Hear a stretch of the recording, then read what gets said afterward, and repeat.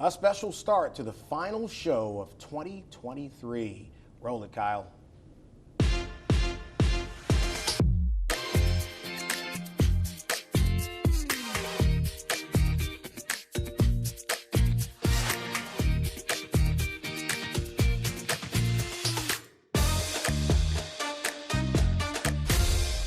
What a year it has been. We want to give you a little bit of a preview of something that's coming in 2024. 2024, man, it's here already. Let's talk about that. Myra Richardson is here now, and Myra will be hosting a segment on the show talking about what's hot in Baton Rouge, whether it's people, places, events. 225 Fest is coming up in February. And so we begin the night with a conversation with someone who's actually a friend of the show and one of Baton Rouge's best people, Tanja Miles. So first of all, Happy New Year's, ladies. Happy New Year. So exciting. All right, so tell me about this segment and then this conversation y'all are going to have tonight. I think that there's so much to be proud of in Baton Rouge, and I think we do a horrible job of telling our story. So this segment is to really get down to the nitty-gritty, show the people and the places and the things that we love. So we're starting with Tanja Miles to talk about the work that she's doing, whether she's wearing a hat for substance abuse, whether it's mental health. She is in the work every single day, and I think that that's what we need to see, especially after the holiday blues. People need to know that there are resources, and I can't wait to start with her because I think she's such a beautiful person and has so much to give to our community. So you got the wheel. Go ahead. Y'all have a conversation. So Tanja, people don't know if they've seen you on a book cover or the news or the radio. Can you tell us a little bit about who you are and how they know your work? Well, first of all, shout out to Clay. And congratulations to you on this new segment. And the fact that this is the first segment you're doing, and I'm sitting here with you, and I remember when you were on my radio show as a beautiful young girl with the bun on her head, and now look at us now. I'm so proud of you. I'm just proud of you.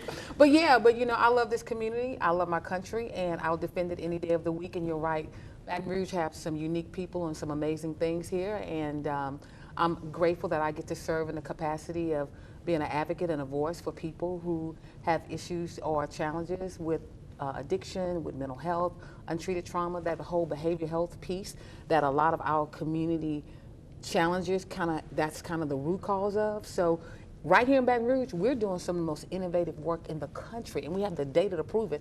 And I'm so glad that you want to showcase this and so many other things that our community is doing. Honestly, when we talk about the issues, not just here in Baton Rouge, but anywhere in the country, mental health and poverty lead those conversations when we talk about what we need to fix first. So as a priority, mental health being for you, what are y'all doing? How can people connect with the work right now? Well, first of all, you know, we have amazing things that are happening in our community, but it's happening globally, 988. That's, look, a game changer. I thought that would never happen in my lifetime. To know that there's now a number where a person who's in distress physically, from any kind of addiction challenges, emotional issues, suicide, maybe, you know, ideations and things of that nature, mental health, they can call a number 24 hours, 7 days a week, confidential, caring, trained people will answer it and will talk them through maybe one of their worst days to get them to better days, but also connect them to the local resources. It's almost like a 911. You know, when you call someone, you're in crisis, you need to know that person can route you and get you the best information quickly. And you know, I think that this is such a hard subject, but what I really value about your work is the way you come at it with such grace. We've seen you at Bayou Classic. It's not just your grandma's perspective on mental health. You've taken it from the football games to the cheerleaders. Everybody is getting touched by this because we all go through it. Yes. So I think that there's such a stigma around it. How do you is. think we're addressing that today in 2024? Well, you know what? That's why I talk about my lived experience. I talk about a person who's been in recovery for over 30 years. I talk about having a diagnosis of PTSD and anxiety and depression. I talk about my suicide attempts. You know, I talk about coming from the crack house to the White House. I talk and let people know that addiction does not discriminate, nor does mental health. From the curbside to the country club, from being broke to billions, it does not matter. And it's affecting not only Baton Rouge, but everyone across the country. And we have the data to prove it, but we also know that there's hope happening. And there's a scripture that says, hope deferred makes the heart sick. Mm-hmm. And that's why I wake up every day to push hope and resources to let people know that there's help. And as we're spreading hope across Baton Rouge, we have multiple generations here at this desk today. I think we've all had our own personal battles, and I think people do a poor job of reaching out and saying they need help. But I'm grateful for your team. I'm grateful for this staff, because this is what the conversation looks like. This is how we move Baton Rouge forward. Clay? Wow. kid's a natural, man. I know she's coming in hot. Coming in hot. I love it. I love it. I love it. First of all, I can't. Look, she said it all. What you do, what you've been doing. You and I were kind of waxing sentimental about how long we've known each other, and she covered it all. We appreciate what you do, but boy, oh boy, you see what's coming in 2024, right? And actually, we're going to come back and talk with Myra about 2024, specifically 225 Fest 2024. That's quickly on what date? February 25th. February 25th. So you guys make plans to be there, and am I doing something at 225 Fest? Clay is going to be working from the door to the panel discussions. You're going to find him everywhere. We putting him to work, okay? I'm scheduling a cold and a headache that day, and we'll see what we can do. All right, back to talk more with Myra about 225 Fest in just a moment.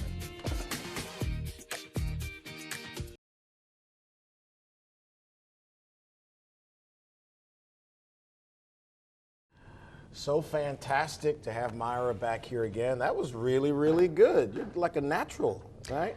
I think that when we have great people, it always flows naturally, and I'm Yeah. just honored to be here.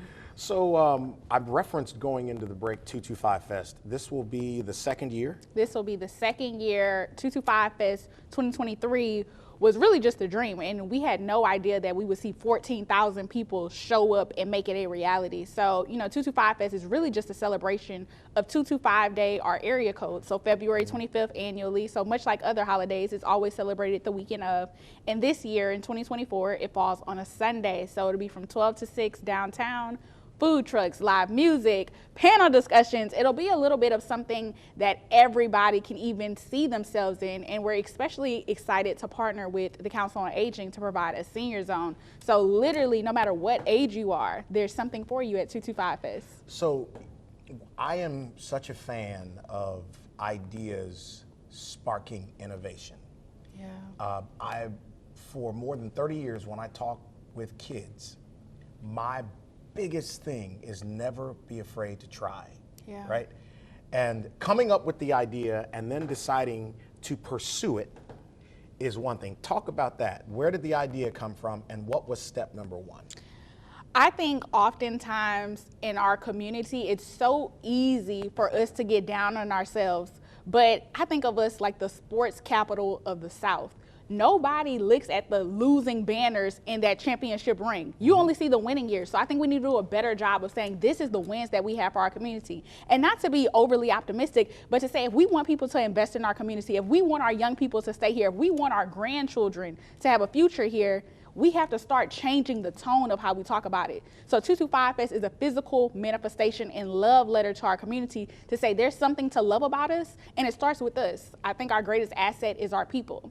So for me, step one was collaborating with a coalition of people who shared those ideas and values, relying on my support system and my parents and family and saying, hey, I have this crazy idea, but I don't think it's crazy to bet on Baton Rouge. I believe a person's energy about himself or herself creates the reality around them. When someone knows beyond everything that they're meant to win and do and achieve, the universe brings you those opportunities to do just that. Yeah. And that's what you did. You talked about 14,000 people Yeah. being in downtown Baton Rouge, Yeah. celebrating Baton Rouge.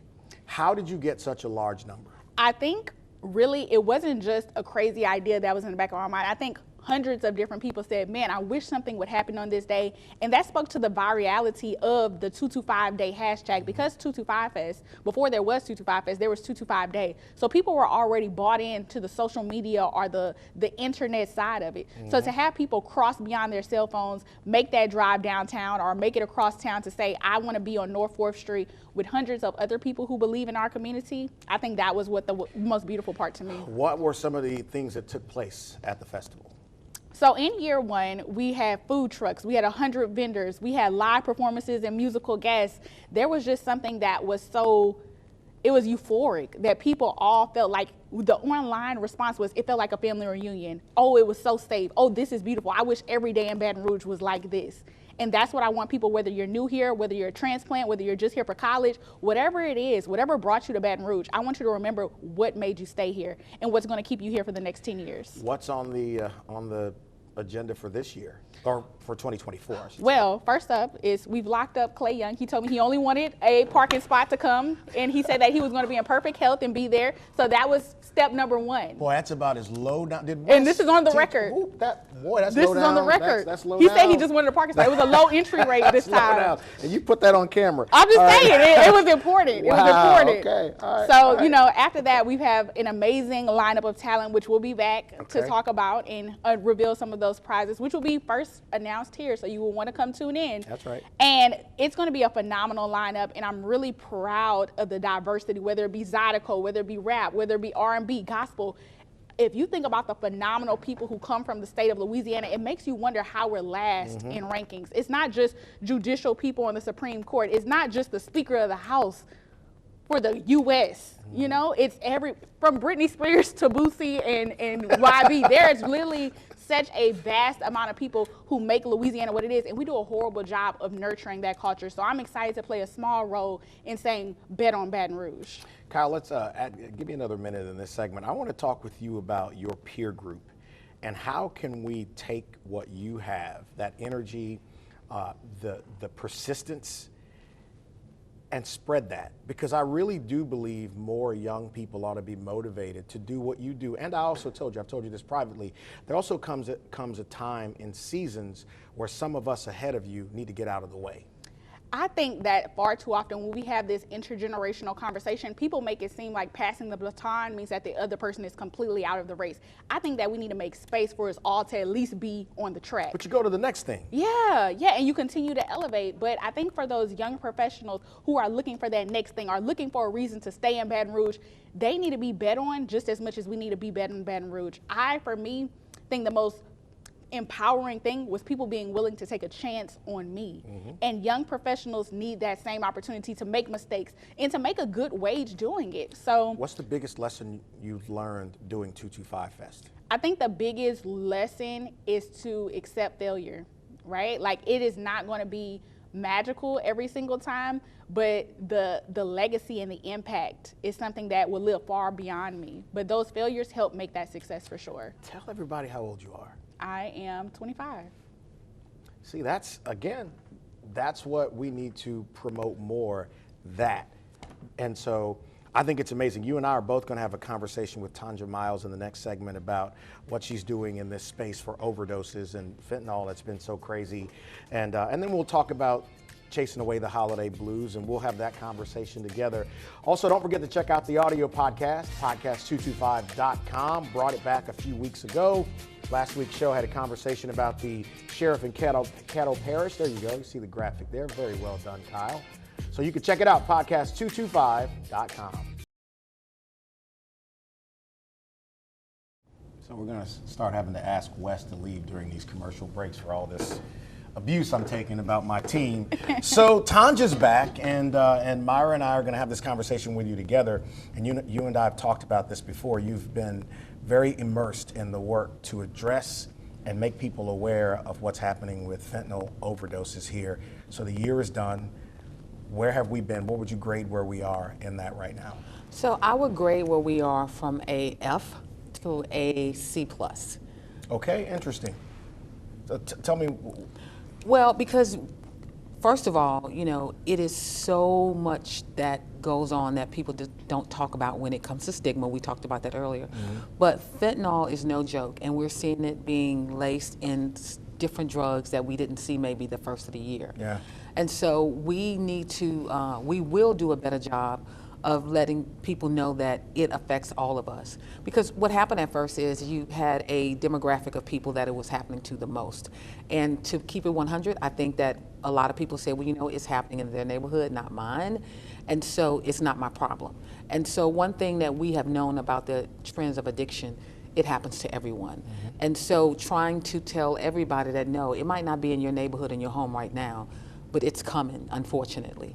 And so wouldn't wish it on anyone. So now we're seeing it across the board, where at one time it was white males that were dying first. Now it's all across the board. It's white males, females, black males. It's all over the place. And I think now people are saying, wait a minute, we really have to work on this together, not separately. I know Myra's going to jump in a second, but let me ask you this question, and you've talked about this before. There are people who are killing their customer base either accidentally or because they don't care and there are a lot of people who are ODing on this stuff and that's not their intention. Earlier this year, you talked about that. Yeah, people are trying to get high and not die. And then we need to also address the root cause of why a person want to get high in the first place, which we are doing. But the other thing, you're right, you have folks out there who are selling drugs, who are killing people, who are murdering people, who need to be held more accountable, which I'm super excited now that, because of the opioid settlement money that Baton Rouge got, that we're going to be doing some more stuff about that. And also the work that the DA's office and even the sheriff office and East Baton Rouge Parish Police Department are doing in conjunction with us to help address a lot of these social ills when it comes to fentanyl drug overdose. And you're right. When I talked to a drug dealer and got in his face, and after he, had some choice words for me, he said, I don't care if 2 bodies drop, 6 more will pop up. And so then that's when I said, we need to start putting a demand on you. If you're putting a hit out on our people, how about let's put a hit out on you? And that's when we got Crime Stoppers involved. Back in the day, you used to hear about, call in a drug dealer. Well, we need to start doing that because it could be our loved ones, it could be our friends. And some of them know what's in their drugs, but a lot of them just don't care because they're looking at their bottom line, not lives. And Tanja, I think Clay is right. I think the large problem is that we need to put it in context for the people at home. Like, how is this bigger than the crack epidemic? Like, how is this different? Like, what has changed, and what do people at home need to know to prepare and equip themselves to support people that they don't even know are going through it right now? Well, back then, under the Rockefeller law, and we're gonna, declare war on drugs. Well, we're declaring a war on addiction. And so the thing is that what's different is that it was just one drug, crack cocaine, but now it's in several drugs. And so it's kind of everywhere. And so people think that they're getting a lower tab. And we need to even tell our kids, look, if you got a headache at school, do not take anything from your friend. Do not take a gummy. Do not even drink water. All of that stuff, we have to be so intentional about having these conversations in our home and then having them in our schools and having them across the board, even on our jobs, because it is affecting everyone. And so the difference is that this is lethal. It does not discriminate.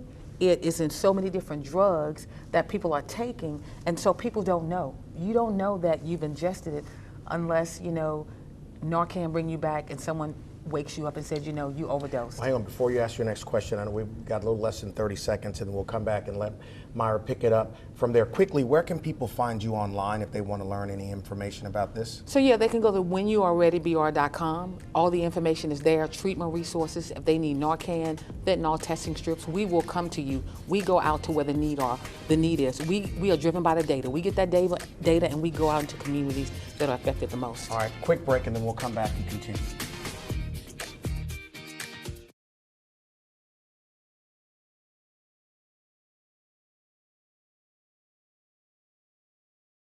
Welcome back, talking with Tanja Miles. And Myra, you were going to ask a question going into break. Go ahead. There is so much misinformation about what fentanyl's impact on our community has been. What I'm most interested in is, Clay asked before the episode went to commercial, is where can people find those resources? We've seen you in the community on street corners, to the churches, to the clubs, but I think we all have to do our part. How can other people spread the word? How can other people advocate for their communities? Because we all have to play a part in solving this issue. Oh, most definitely. I mean, we have more people dying by drug overdose than we do have murders, than we do of, any social ill, even mass shootings across our country, but also in our community. And so we have to address that. A lot of times people think, oh, it's just another crackhead.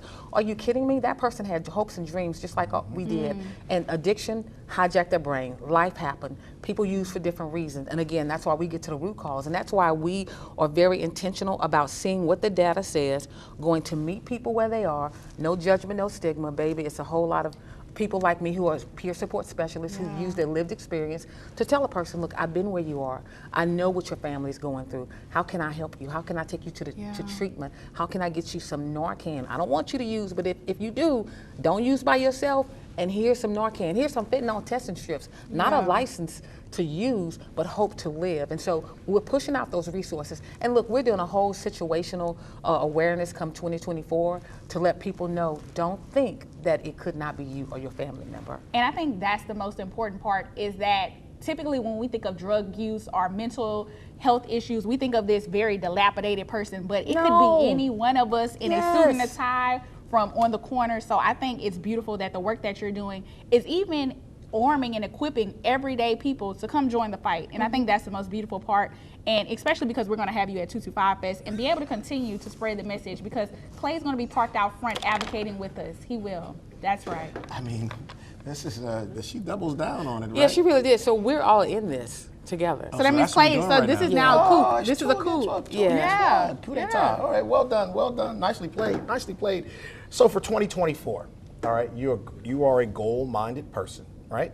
And I know that you've got myriad areas that you're going to be attacking, but specific to what Myra was talking about in terms of getting the message out and bringing the numbers down, what are your goals? So our goals is that we have more people now out on the street, certified peer support specialists who are boots on the ground, who are working with the different law enforcement. Look, we're part of the program right here in Baton Rouge that has never been done anywhere in the country, where we're going out. When BRPD, when they get a call of a POD, we have peer support specialists who are going out there with them, so we can be right there on the spot to address that person if they are non-fatal, to say, let us take you to treatment right now. If it's a person who dies, then we're there to provide support for their family members. Again, we are going to be going in every area of our community with more people, with more resources. And look, let's address the mental health right quick. You know, 2024 is going to be a challenging year for all of us. Yeah. There's no longer rumors of wars, but wars happening. That is working on people's mental health, depression and anxiety. Also, this political climate that we're coming in, regardless of what your political affiliation is, it's going to be stressful for a lot of people. And so nationally, we're saying that mental health challenges is going to probably increase by almost 50%. Now, we're already in a crisis, but that crisis is about to go to a whole nother level. And that's why we're going to push resources out in our community like never before. Tell them again, I got less than a minute. Where can they find you? What's the online web address again? It's whenyou'readybr.com, or you can go to any of our social medias, or go to No Judgment, No Stigma. All the information is there, where you can get hope, where you can get help, to get you to your healing. Can we negotiate after the show this 225 Fest assignment that I have? I think it's been decided. I think it's been decided. We know where Clay Young will be on February 25th, everyone. We'll see you there. Happy New Year. Thank you all for being along for the ride. The best is yet to come in 2024. May the Lord bless every person out there. Y'all be safe.